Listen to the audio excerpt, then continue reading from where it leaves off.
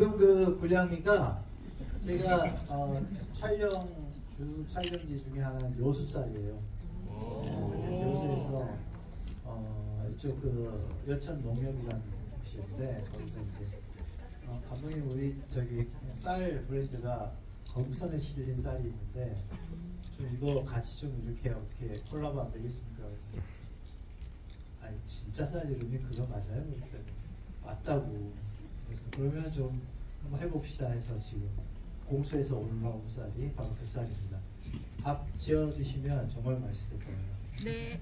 해풍맞은 요수의 거북선에 실린 쌀. 갑자기 홍보가 됐네. 반갑습니다.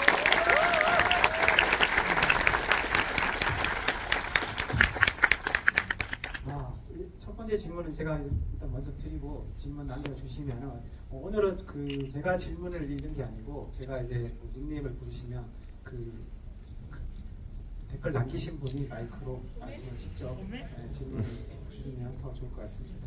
네. 자, 감독님. 네.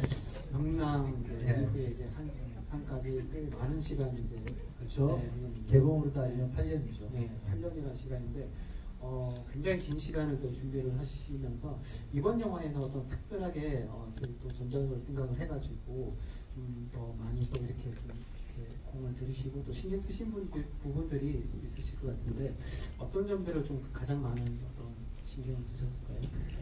지금 마지막 그 엔딩으로 올라갈 때 그 VFX 팀들이 어마무시하죠. 그것은 어떤 거냐면 명량 때는 바다에 직접 배를 띄워서 바다 촬영을 꽤 했어요. 근데 한산에서는 바다에서 찍은 게 하나도 없습니다. 예. 그만큼 이제 명량을 그때 이제 초소부터 해가지고 죄송합니다. 딸꾹질.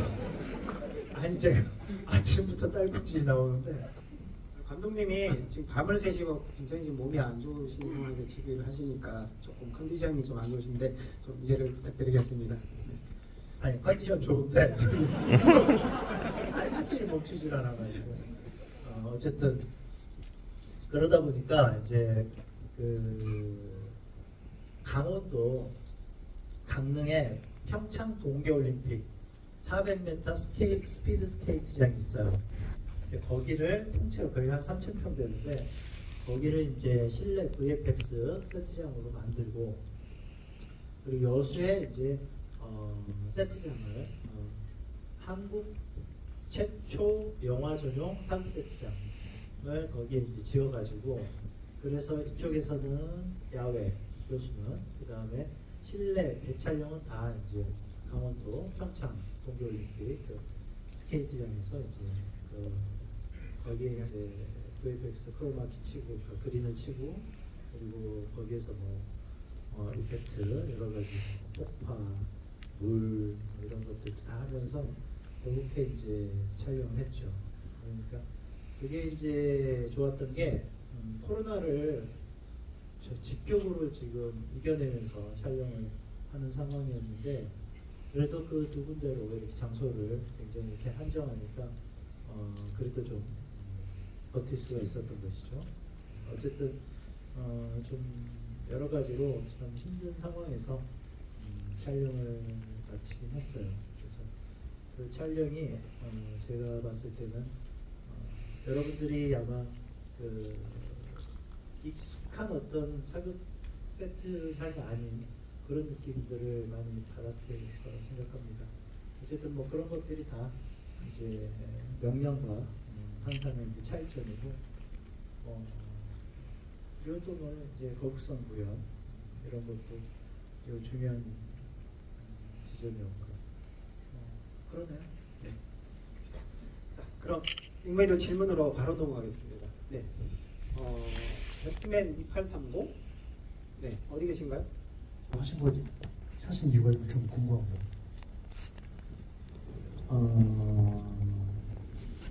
그러니까 조금 우리 질문자의 이야기를 이제 다르게 제가 해석해서 다시 한번 정리를 소화를 해보자면 명량은 굉장히 이순신에 집중된 정서적인 영화였죠. 어떻게 보면 해전도 물론 있었지만 그런데 이거는 어떻게 보면 전략과 전술 그리고 지금 벌어진 지금 이 수세의 국면에서 그 수세의 국면을 어떻게든 전환하고자 하는 이순신의 고뇌 그리고 그 주변 상황들이 있기 때문에 이제 좀 차이점이 있었을 거라고 생각을 해요. 그런 만큼 한사는 이순신이 굉장히 포커싱된 영화라기보다는 이순신과 주변 사람들 이야기, 나대용, 어영당, 원균 뭐 이런 사람들과의 관계, 이혁기. 그래서 이 박해일이라는 배우가 가지고 있는 그 물과 같은 흡수력 그리고 어떤 그 가마력 이런 것들이 좀 더 영화 속에 녹여냈으면 좋겠다. 그래서 이번에 명량은 철저하게 고독한 이순신의 어떤 그 정서적인 흐름을 우리가 보는 거였다면 한 사람의 한사는 이순신과 그의 사람들, 그의 장수들 이런 어떤 어우러짐에 더 포커싱이 있었던 영화였죠. 실제로 한사는 그게 어떤 본질적인 특징이 있었던 거고요. 초반에 그가 다른 장수들과 어떻게 어우러져서 그리고 어떻게 그들과 함께 이수세의 국면을 극복했느냐 여기에도 포커스가 있었으니까요. 그렇게 보시면 될 것 같습니다. 네, 그 감독님이 이제 한산에서 이제 이순신 장군과 그 주변 이제 사람들의 어떤 이야기 이제 이렇게 초점을 맞추고 있었다고 하셨는데 그 질문을 이제 이어가지고 고르고님이 남기셨는데 이건 선물 없습니다. 네. 제가 사실은 제가 한 분량이 3개 정도 제가 이렇게 굉장히 좋은 질문 하셨습니다 하면서 드리려고 했는데 순식간에 바닥이 났어요. 뭐가 이게 좀 우리가 서로가 사인이 안 맞았던 것 같아요. 분량미를 다 드려버렸네요. 이거 그러면 맥주를 이건 또 한산 진짜 저기 통영에서 올라온 수제 맥주 한산 수제 맥주 요거는 제가 이제 이분은 이제 지금 참석을 안 하셨으니까 네 영화 아주 잘 봤습니다. 명랑보다 더 완성도가 높다고 생각이 드는데요. 이번 영화에도 조연으로 활약한 준사, 임준영, 정시부인의 이야기가 흥미로웠는데 명랑을 만들 때부터 이런 인물들에 대한 계획을 혹시 설정을 세워두신 건지? 네. 그때부터 세우지는 않았고요. 이제 준사와 임준영 그다음에 이제 정보루 나중에 명량에서 정시부인이 되죠. 이들은 매우 중요한 한산에서도 중요한 어떤 캐릭터가 되겠구나라고 한산을 쓰면서 본능적으로 이제 취한 인물들입니다. 준사 같은 경우는 가령 항외 장수, 항외라는 개념이 저한테는 매우 중요한 개념이었어요. 왜냐하면 이 전쟁의 성격을 당시 유교 사회였던 조선 사회에서 이 전쟁은 나라와 나라의 어떤 국채 대 국채가 싸우는 그런 전쟁으로 규정하지를 않았거든요. 그러면 조선사회에서는 그 전쟁을 어떻게 규정했냐면 의와 불의 싸움이다 라고 규정을 했고 그래서 우리 전 백성들이 자발적으로 공개한 그 군사들도 민병이 아니라 의병이라는 이름으로 그렇게 이제 우리 명칭을 하잖아요. 그리고 그 의병의 전통은 이제 대일항쟁기, 일제강점기 시대까지도 그대로 또 이어지는 것이고요.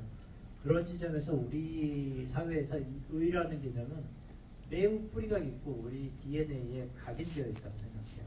그거는 우리의 민주항쟁과 그다음에 지금의 어떤 우리 민주사회를 이루어가는 지점까지도 그 의라는 개념은 매우 중요하게 작동을 하고 있는 것 같습니다. 그리고 그렇게 그 임진왜란을 규정을 하고 나면 항해들이 어떻게 발생을 했는지 그들이 어떤 편에 서고자 했는지 그리고 그들과 함께 싸우는 의로운 전쟁이라는 성격을 띠게 되거든요. 그거는 이제 전쟁이 굉장히 다르게 보이는 것이죠. 그리고 저는 그거를 꼭 강조하고 싶었어요. 그러기 위해서 준사라는 인물이 필요했고 그리고 임준영과 정시부인은 그 로맨스와 그때 로맨스의 탄생이 이제 그렇게 이루어졌었다라는 것을 한산에서부터 보여주면서 영향을 가져가면 그 민초들의 그리고 끈끈한 어떤 생명력과 그 어떤 정서들이 어떤 민초들의 정서를 대변하는데 매우 중요한 인물들이다라고 생각을 해서 그렇게 배치를 했고요. 이 준사라는 인물은 노량까지도 갑니다. 노량에서 이제 의롭게 죽죠.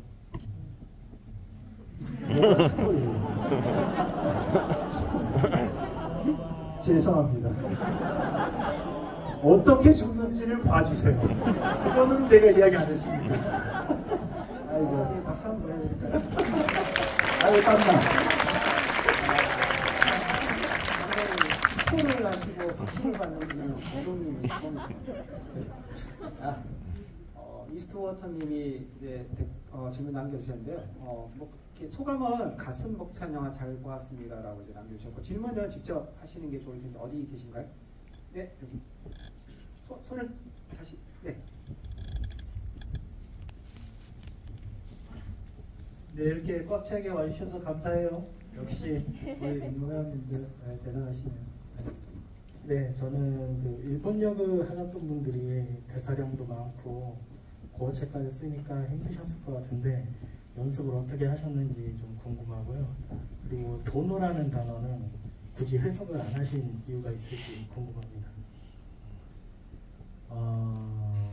일본어 공부를 정말 열심히 했습니다. 그러니까 요한이 같은 경우는 일본어 선생하고 같이 거의 합숙을 했어요.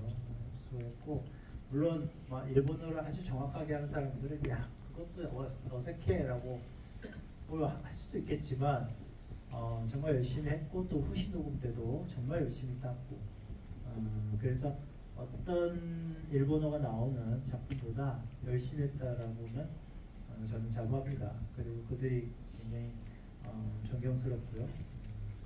그리고 일본어 고어라는 부분들을 어떻게든 좀 탐구하고 그것들을 적극적으로 쓰려고 노력을 했어요. 근데 지금 일본에 사실은 우리 사극의 톤이 있잖아요. 사극체가 있잖아요. 대사도 그러하옵니다. 이런 말처럼. 그런데 거기는 그런 것들이 지금 없는 것 같아요. 오히려 고어를 쓰면 일본 사람들이 스스로 생경하게 느끼는 그런 지점이 있는 것 같더라고요. 근데 그럼에도 우리는 그렇게 한번 해보자 라고 했던 것이고, 그리고 도노는 해석을 하지 않아도, 그러니까 뭐 주군이나 뭐 이런 정도로 해석을 할 수 있을 것 같은데, 그렇게 해석하기에는 너무 또 이게 그들의 어떤 현실을 좀, 그러니까 그들의 어떤 현상과 당시 어떤 실상을 반영하지 못하는 것 같아서 그냥 도노하면 관객들이 어느 순간 어느 지점에서 이해를 하겠다라고 생각하고 그렇게 그냥 가자라고 한 것이죠. 네. 빈센트 프리먼님 어디 계신가요? 없어요? 네. 그럼 네, 저기 손 드신 분 계시네요. 근데 이분이 이제 남겨주신 게 앞에 감독님 영화 너무 잘 봤습니다. 고등학교 시절 역사 선생님께서 감독님과 동창이라며 짧게 이야기를 해주셨던 기억으로 지금껏 홀로 감독님과 내적 친밀감을 쌓아왔다고. 네, 지금. 안녕하세요. 혹시 이순용 쌤이시거든요. 기억하시나요? 친하시진 않으셨다고 하시긴 했는데. 근데 얼굴을 보면 순영이 알 것도 같고, 그 저기 얼굴 한번 나중에 사진으로 보내주시면 감사하겠습니다. 어쨌든 네, 질문. 네. 근데 질문 제가 적은 걸 다. 아니, 한 개만 하시면 좋을 것 같습니다. 감독님께서 보통 역사를 다룬 작품을 주로 만드시는데 혹시 그에 관한 가장 큰 이유가 있으실까요?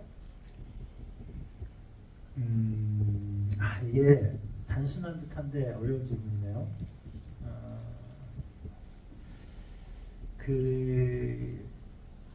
어느 순간에 그 역사를 바라보는 방향성이 생겼어요. 그 방향성이 생겼고 그거를 영화를 통해서 한번 표현해 볼까라고 생각을 했던 게, 제가 극락도살인 사건, 그다음 영화 핸드폰까지는 스릴러 전문 감독으로 그렇게 자리매김해 있다가 이제 최종병기화부터 이제 그렇게 되었는데, 그 즈음에 최종병기화를 만들기 지점에 뭔가 역사를 가지고 내가 뭔가 액션 영화를 한 3편 만들어 보자 라고 생각을 했던 것이 최종병기화였고, 근데 이제 그 시기가 병자호란, 임진왜란, 그 다음에 대일항쟁기, 우리가 이제 좀 일제강점기를 저는 그렇게 부르고 싶어요. 대일항쟁기라고. 왜냐하면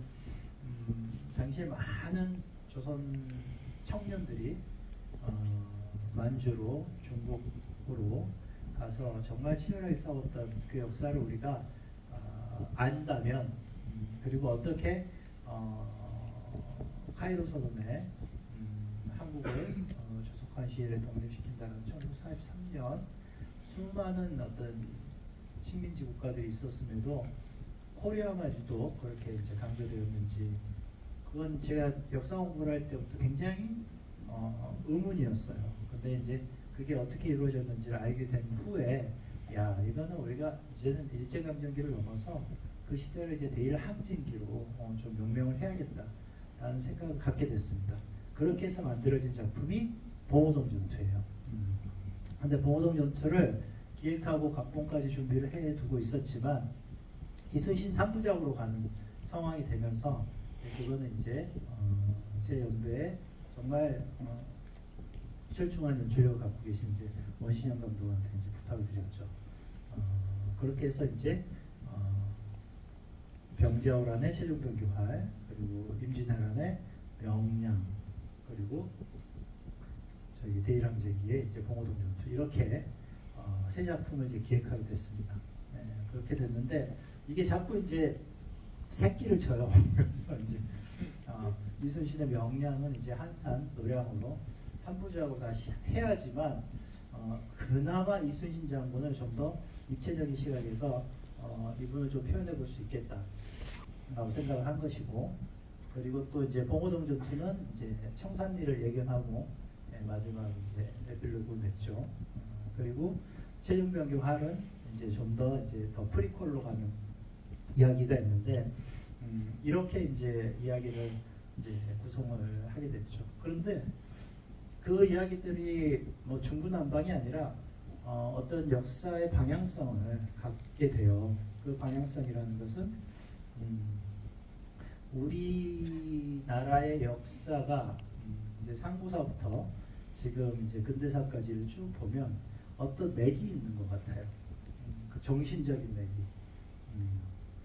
그래서 그 정신적인 맥을 찾다 보면 어떻게 보면 지금 사회, 지금의 굉장히 현대 사회에서 가지는 어떤 공허함, 그리고 굉장히 분절되는 어떤 단절된 느낌, 또 소외, 이런 것들을 극복할 수 있는 어떤 단초가 그 역사 속에 어떤 정신에 있다고 저는 보고 있거든요.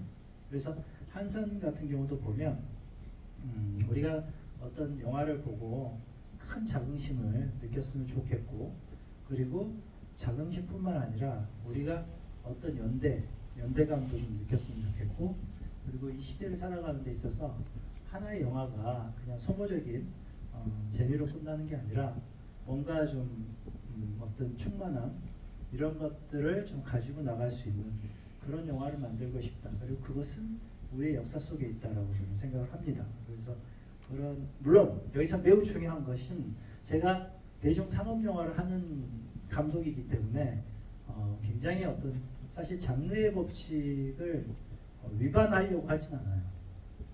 그래서 이렇게 전쟁 사극 영화라 그러면 전쟁 사극 영화에서 꼭 필요한 내 나름의 어떤 장르적인 규칙들은 있어요.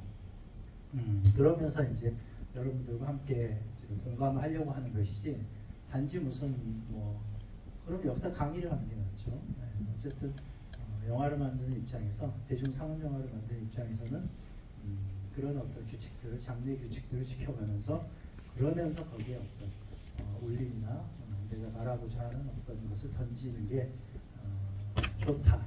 이게 또 서구 헐리우드의 어떤 장르 영화하고는 분명한 차별점이 있는 한국식의 어떤 장르 영화의 법칙이 아닌가, 이런 생각을 같이 합니다. 네. 감독님이 그 영화 말씀하시면서 자긍심이라는 이제 그 단어를 말씀하셨는데 굉장히 좋으신 말씀 같아요. 저 영화 보면서 또 그런 어떤 이제 감정을 이제 고스란히 이렇게 전해 받았는데 어떠셨나요, 인물님들? 너무 좋았어요. 네. 감사합니다. 딸꾹질 멈춰가고 있어요.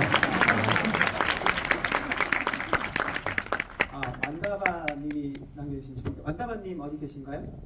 아, 네. 간만에 월메이드 대형 상업 영화를 보게 되어 즐거웠다고 이제 질문은 3개를 남겨주셨는데 하나만 골라주시면 좋을 것 같습니다.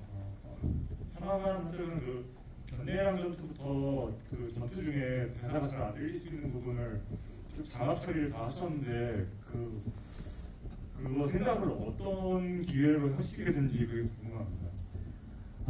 그게 좋은 질문입니다. 이거 드려야 되는데. 이거 하나 받아가세요. 수제 맥주. 항상. 바꿔드리세요. 네, 사인도 들어있는 겁니다. 사실 그게 명량 때부터 있었던 고민입니다. 사실 명량을 개봉하고 나서 여기저기서 컴플레인이 들어왔어요. 대사가 잘 안 들린다. 특히 해전에서는. 근데 그렇다고 해서 우리 한국말에 뭔가 대사 자막을 넣는 게 그때는 상상을 못했고 굉장히 제 자신에게도 생경했고 이질감이 있었으니까. 근데 이번에는 근데 그게 왜 해결이 안 됐냐면, 그러니까 해전을 치를 때 그 사운드 트랙을 우리 미킹실의 사운드 트랙을 보면은 정말 100개가 넘어요. 그 채널이, 그 트랙이.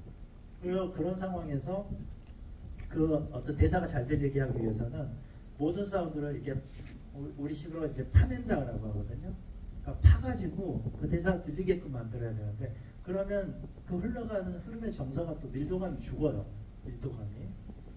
이제 그래서 이게 해결할 수 있는 다른 방법, 믹싱을 잘해야 되나? 라고 생각을 해봤는데 방법이 없어요. 그렇게 해전으로 쫙 음악으로 밀고 가고 어떤 그 앰비언스로 같이 밀고 가는 그런 상황에서는 방법이 없더라고요. 그래서 이번에는 과감하게 적당한 타임에 외군들 말이 있으니까 자막 때 이걸 치고 들어가보자. 그래서 적당한 타임에 그거를 또 빼주자. 이제 이렇게 처리를 한 거죠. 이거는 조금 필수적이라고 많은 이제 영화들이 따라할 것 같아요. 근데 이게 처음 이제 제가 시도하는 것이고, 그런데 이게 벌써 60대에 넘어가시는 분들은 아무리 대사 처리 잘해도 못 들어요. 그거를. 그래서 이제 과감하게 한번 전 연령층을 위해서 좀 이제 한번 시도해봤고, 그리고 그런 지점에서 그냥 넘어갈 수 있지 않았나요? 네, 괜찮았죠. 오히려 그냥 막 어떤 시끄러운 전장의 분위기 속에서 그런 자막 좀 읽고 넘어가는 게 근데 이제 치고 빠지기를 잘해야 할 것 같아요. 어쨌든 그렇게 좀 생각을 해주시면 감사하겠다. 맥주 드렸잖아요.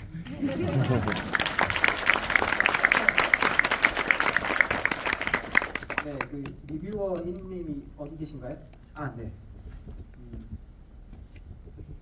네.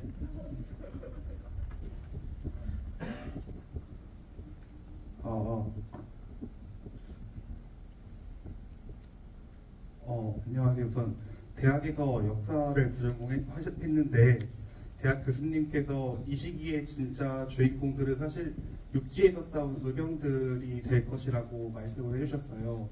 그래서 이번 영화에서도 굉장히 짧은 분량으로나마 육지에서의 의병전이 있었는데 육지에서 의병전을 다루실 때 특히 신경 쓰신 부분이 있으신지 궁금합니다.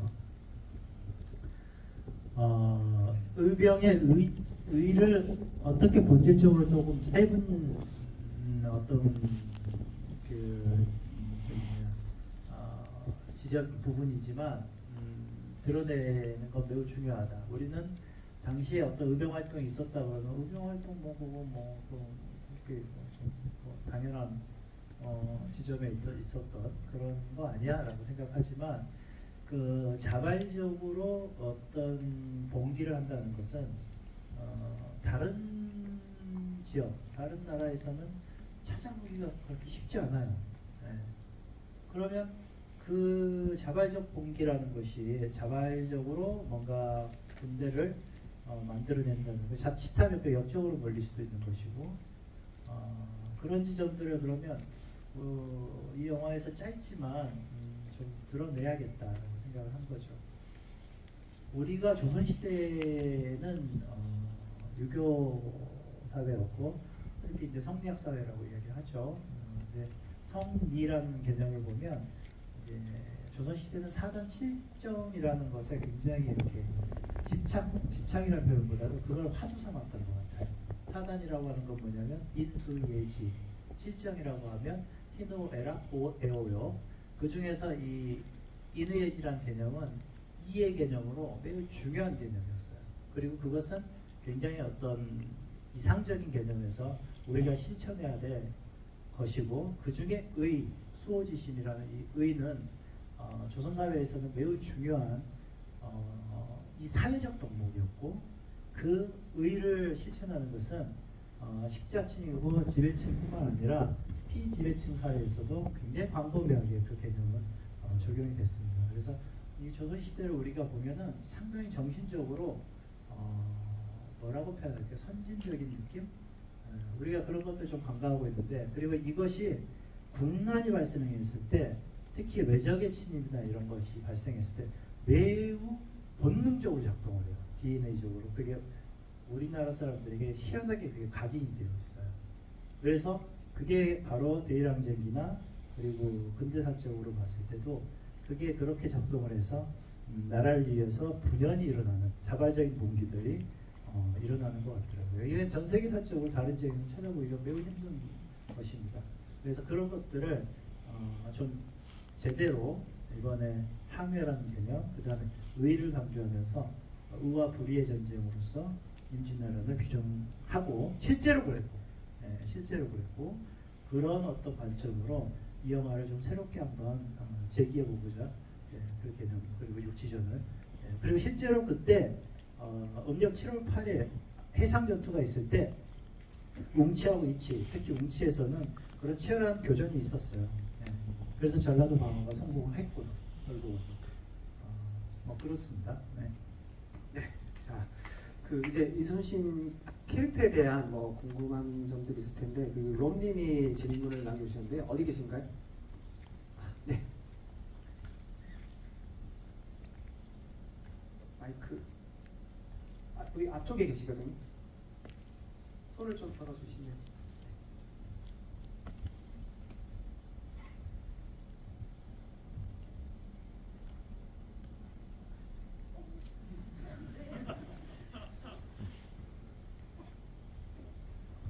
네, 저는 이번에 한산 보면서 명량보다도 이순신이란 캐릭터가 훨씬 드라이하고 어떤 사람을 그렸다기보다도 마지막 대사에서 언급한 한산이라는 그런 어떠한 존재를 의인한 것처럼 느껴졌었는데요.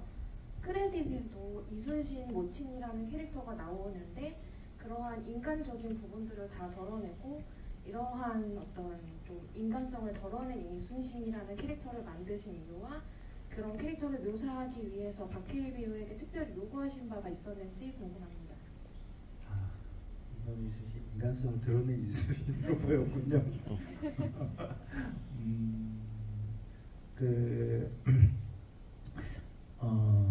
기록을 이렇게 뒤져봤을 때 이순신이라는 캐릭터가 그렇게 말수가 많은 캐릭터는 아니었던 것 같습니다. 과묵하고 그리고 굉장히 어떤 자기 어떤 수양과 이런 것들에 잘 이렇게 내공이 쌓이신 분인데 제가 이제 헤이리에게 했던 것은 인간성을 제거하라고 한 건 아니고 말수가 적게 가급적이면 그리고 과묵하면서 어떤 상황에 대해서 항상 말에 실수를 하지 않는 그런 인물 그리고 절제를 하는 인물이었으면 좋겠다. 그래서 가령 원균과 만나는 그 첫 장면에서 단 한마디도 하지 않죠. 원균 혼자서 막 떠들고 막 북치고 장구치고 하다가 하고 당하는 그런 상황이 되는데 그런 만큼 저는 이순신을 그렇게 표현한 게 참 마음에 들었어요. 그리고 헤이리도 이제 그거를 잘 인지하고 그리고 이제 그렇게 표현하려고 했고 헤이리 식으로 이야기를 하자면 그럼에도 그냥 정신줄 놓고 있는 이순신이 아니라 그러면서도 뭔가 에너지가 탄탄하게 눈빛 속에서 그렇게 살아있는 그런 인물이 되면 되는 거죠. 그래서 맞아 그런 인물을 이순신으로 우리가 가져가 보자. 그래서 그렇게 표현하려고 했던 것이지 뭐 인간성을 제거하는 그거는 아닌 것 같습니다. 그런 뜻으로 하신 말씀도 아닐 것 같아요. 네. 어쨌든 그런 과묵하고 절제된 그런 대사를 하는 그런 이순신으로. 그래서 어떻게 보면은 명량에서 이순신도 과묵하긴 하지만 그때 이순신은 용장으로서 뭔가 활로라상 같은 것이 뿜어져 나올 것 같은 우리 최민식 배우님의 그런 어떤 캐릭터가 필요했고, 여기서는 이제 정말 물과 같고 냉정하면서도 과묵한 그런 어떤 이순신으로서, 그리고 젊은 이순신으로서 박해일이 필요했다. 네. 이렇게 이해를 해주시면 감사하겠습니다. 네. 질문하신 분이 뭐 인간성을 제거를 했다라기보다는 이제 우리가 이제 영화를 볼 때 어떤 그런 영웅적인 어떤 인물을 그려낼 때 그 주변의 어떤 인물과의 어떤 그런 어떤 상황, 어떤 작용 속에서 뭔가 이 큰일을 하는 사람의 가지고 있는 어떤 소소한 어떤 그런 인간적인 부분, 이런 이야기들이 좀 덜했다라는 아마 그런 걸로 좀 제 생각이 듭니다. 네. 자, 또 다음 질문을 드리도록 하겠습니다. 질문을 많이 하셔가지고 페이지가 넘어가 버렸네. 네. 그 겨우살이님 어디 계신가요? 아, 네, 저기 손 드신 분. 네.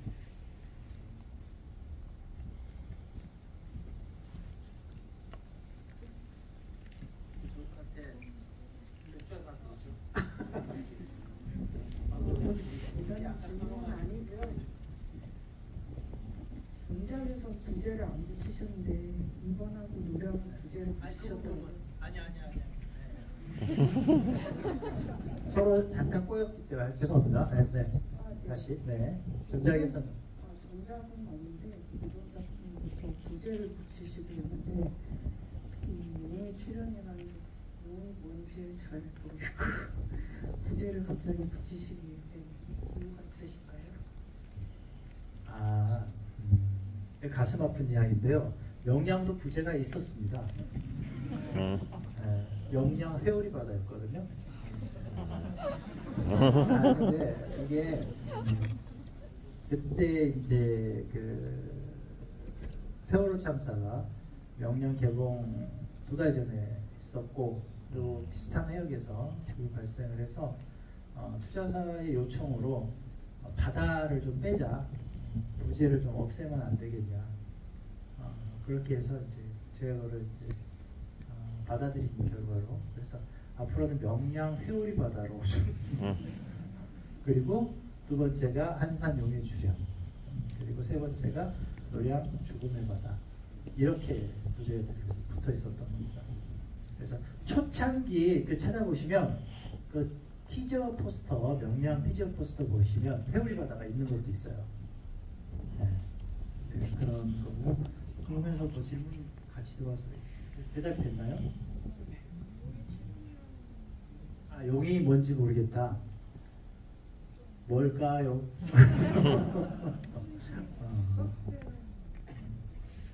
뭐 단순하게는 뭐 거북선을 지칭한다고도 볼 수 있고, 또 이제 라이징하는 어떤 놈이어서 이제 그 이순신과 그 용의 이미지가 겹치는 것일 수도 있고, 뭐 또 플러스 알파, 뭐 네. 귀엽게 봐주세요. 너무 까칠하시게. 감사합니다. 나의 임무일지님 어디 계신가요? 네.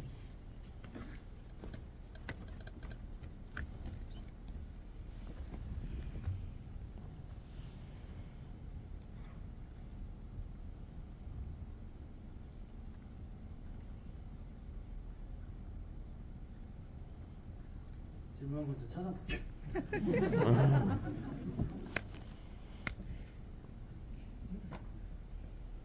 그 질문하신 거는 그 해상전을 찍으실 때 제일 신경 쓰신 부분에 대한 질문인데 어떻게 말씀이세요? 네네.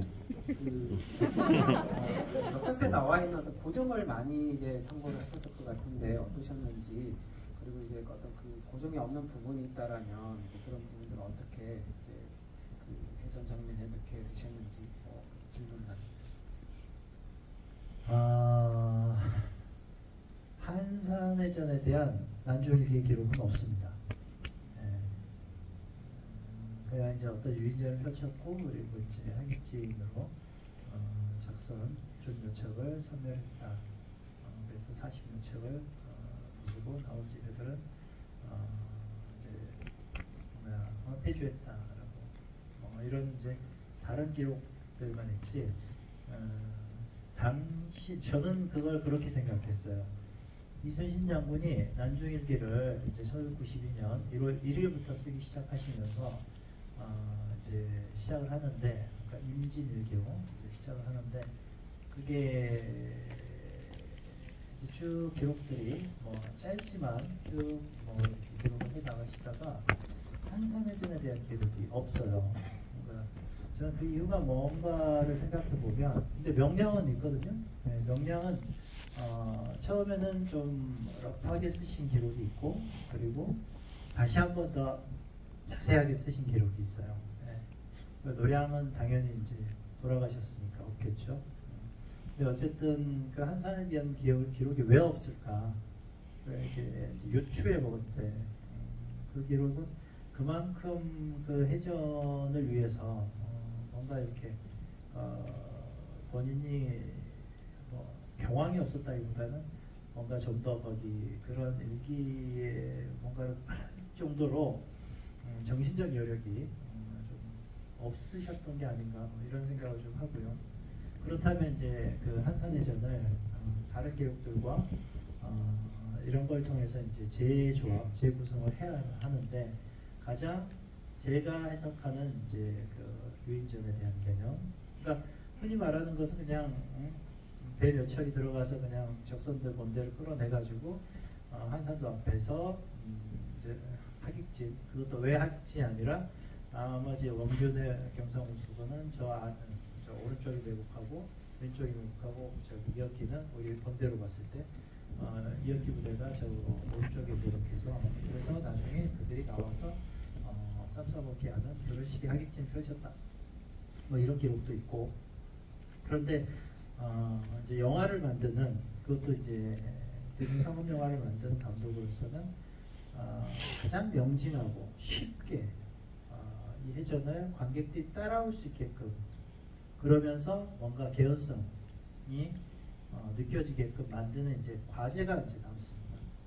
그리고 그것을 가장 또 어떻게 해야 관객들이 잘 따라오고, 그리고 그 개연성에 상처를 받지 않으며 그러면서 극적으로 이것들을 표현할 수 있을까, 여기에 이제 집중하다 보면, 그런 기준을 가지고 하다 보면 이제 이렇게 되더라고요. 이제 뭐 그런 식으로 이제 해전을 구현하려고 노력했습니다. 그 명량도 마찬가지예요. 근데 명량은 사실은 내가 한 가지 이제 튼 게 있죠. 그 명량 때 다니다 보면, 무대 인사 다니다 보면 꼭 그렇게 묻는 분들이 계셔요. 이순신 장군의 대장선에서 백병전 없었다. 근데 왜 당신은 이순신 장군 대장선에 백병전을 넣었냐? 그러면 맞다, 당신 말이. 그런데 나는 거기에 사직생의 그 이순신의 생사관을 좀 더 이렇게 보여주기 위해서는 이순신 대장선에 백병전이 있었으면 하고, 실제로 기록에는 안위의 배 쪽에는 그 백병전이 있었던 것 같다. 그거를 내가 좀 이순신의 대장선으로 좀 가져왔다. 그리고 죽고자 하면 살 것이다라는 그 양반의 어떤 생사관을 가장 효율적으로 보여주고 극명하게 딱 명징하게 보여주기 위해서는 이순신의 대장선에 좀 백병전을 좀 가져올 필요가 있었다. 그렇게 말씀을 드리거든요. 그런 어떤 기준을 통해서 그런 본질적인 기준을 통해서 그 해전을 재현하려고 노력했습니다. 네, 참나무 방패 소리님 어디 계신가요? 아, 네. 이번 소감을 세밀한 감정선과 화끈한 전투장면 잘 보았습니다. 감독님. 1천만 원 기본이 되네요. 저분 드리세요.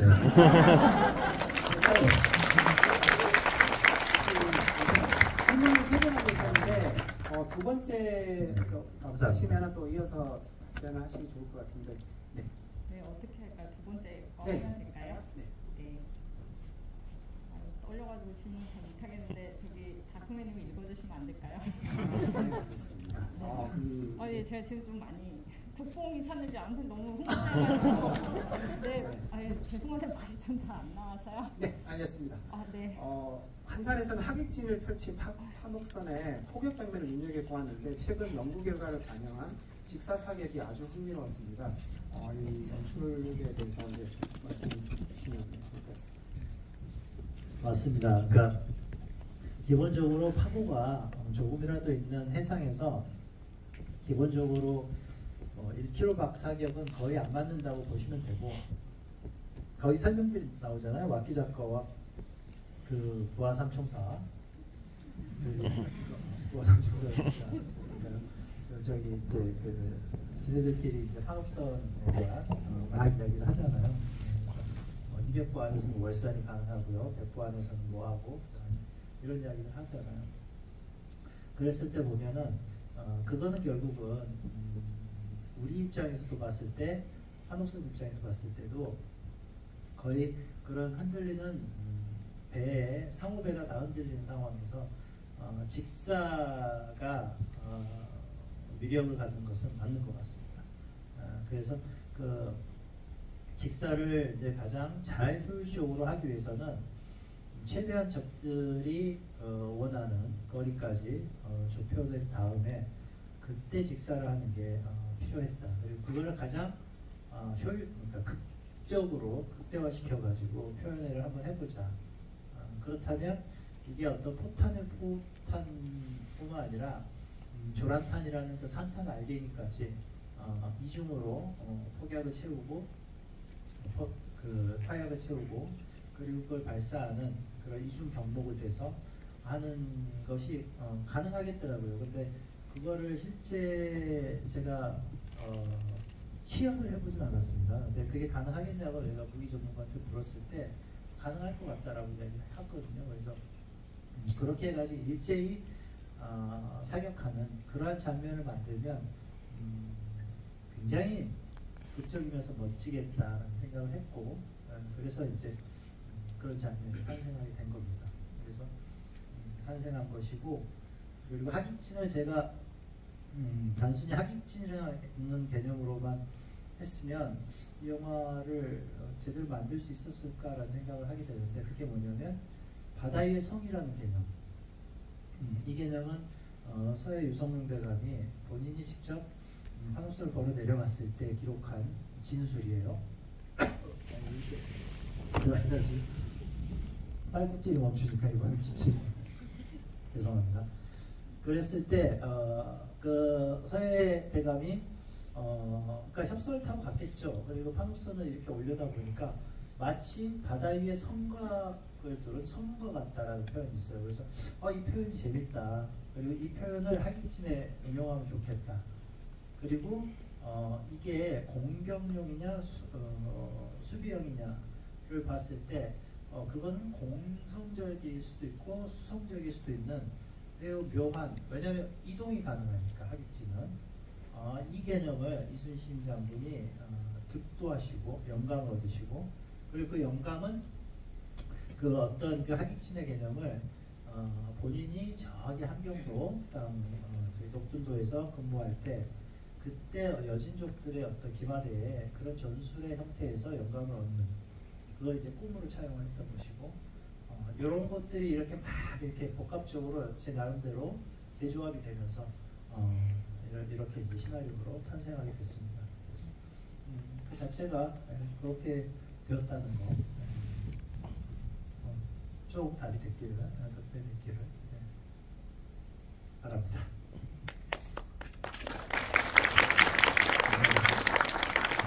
네, 시간이 다 돼서 마지막 질문 하나만 하도록 하겠습니다. 델라님이 남기신 질문인데 어디 계신가요? 네, 저기 계시는데 1번 질문을 하나만 하시면 좋을 것 같습니다. 마무리로 좀 궁금해하시는 분들도 많으실 것 같은데.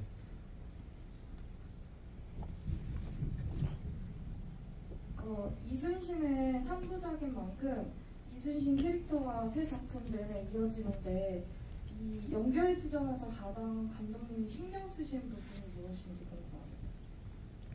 아무래도 또 그 이순신을 연기하는 배우분도 이제 바뀌고 있으니까 그런 점에서 이제 영화를 보시는 분이 이 3부작을 보면서 어떤 전혀 다른 인물로 느껴지면 안 되니까 그런 부분들도 좀 많이 신경 맞습니다. 쓰시는 그러니까 네. 이게 만약 실제 인물이 아니었다면 마블 시리즈처럼 아이언맨을 로버트 다니 주니어가 아닌 다른 사람이 했다면 뛰기 이상하겠죠. 근데 이순신은 굉장히 역사 속에 실존했던 인물이고 그 인물의 표피가 있기 때문에 다른 배우들이 연기를 해도 괜찮을 것 같았어요. 그리고 각 회전마다 특색이 있었기 때문에 지장으로서, 용장으로서, 현장으로서 거기에 맞는 배우들을 캐스팅하면 그게 과연 관객들에게 안 받아들여질까? 이질적으로 느껴질까? 모든 배우가 다 최민식이 하는 게 맞을까? 그건 아니라는 답이 나왔습니다. 제 판단으로는. 그래서 오히려 젊은 이순신에는 젊은 그 특징에 맞는 지장으로서의 특징에 맞는 박해일이라는 배우 하면 되겠고, 그리고 명량에서는 좀 더 용장, 용맹스러운 내지는 굉장히 어떤 버티는 어떤 그런 불도저 같은 느낌에서의 최민식이 맞을 것 같고, 그리고 노량에서는 현장으로서 뭔가 우리 후손들에게 그리고 끝까지 싸우려고 하는 그의 그 큰 어떤 빅플랜 어떤 그런 모습을 표현하기에는 김윤석이 참 좋겠다. 김윤석 배우가 좋겠다. 이런 생각을 가진 거죠. 그리고 그 연계성이라고 하는 것은 어떻게 보면 그 해전이 갖는 특징들이 어떤 딱딱 그 모멘텀들이 있는 것 같아요. 한산 같은 경우는 이제 막 전쟁을 수세에서 이제 뭔가 전쟁의 양상을 뒤바뀌는 매우 중요한 모멘텀에 있었던 전투고, 그리고 명량은 정말 불가항력적인 지점에서 이제 역전극의 어떤 느낌에서의 그런 전투고, 그리고 노량은 오히려 이제 도망가려고 하는 적들을 막아서면서 이제 공세적인 전투고, 이런 어떤 특징들을 다 가지고 있는 게 이순신의 그 3대 해전인 것 같습니다. 그래서 그 해전들을 통해서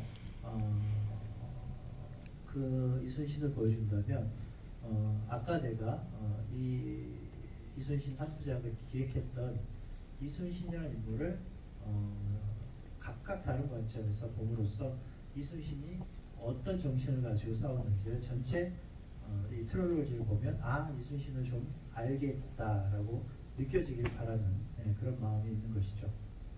이 정도? 네. 아쉽게도 나중에 노량까지 모시고 한번 쭉 이제 한산부터 순서대로 한번 보십시오. 그러면은 아마 뭔가 느낌이 있을 것 같습니다. 네.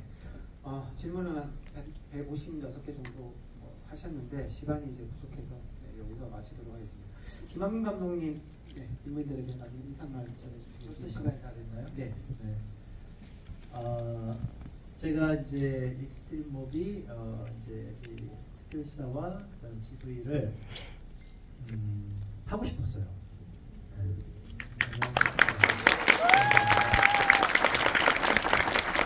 왠지 재밌을 것 같고, 그리고 다양한 이야기가 나와서 오히려 저한테 좀 뭔가 자극도 되고 힘이 될 것 같은 느낌. 그리고 익스트림 모비 이제 사이트를 들어가서 저도 보면서 실제로 많은 이런 식으로도 보는구나, 이렇구나, 이런 디테일이 있네, 많이 참고도 합니다. 그래서 익스트림 모비를 평소에 그렇게 좀 접하고 있었는데 마침 시사의 요청이 들어왔고, 그리고 GV까지 갈 수 있겠느냐 했을 때 그럼 재밌겠다, 그리고 또 해보고 싶다 해서 이런 자리가 마련이 됐습니다. 그리고 이렇게 많은 분들이 좌석을 꽉 채우고 있는 모습을 정말 오랜만에 봅니다. 그래서 너무 감기에 무량하고요. 그리고 또 노량 때 한 번 더 합시다.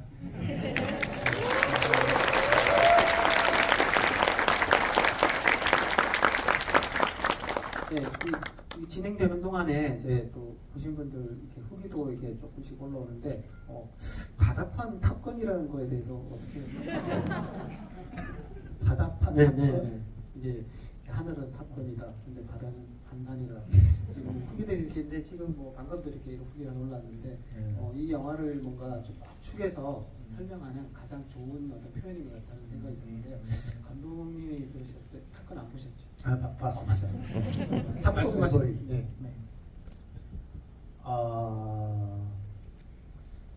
그런데 그거는 이제 쇼는 이제 지금 이제 시류 속에서 나오는 이야기인 것 같고,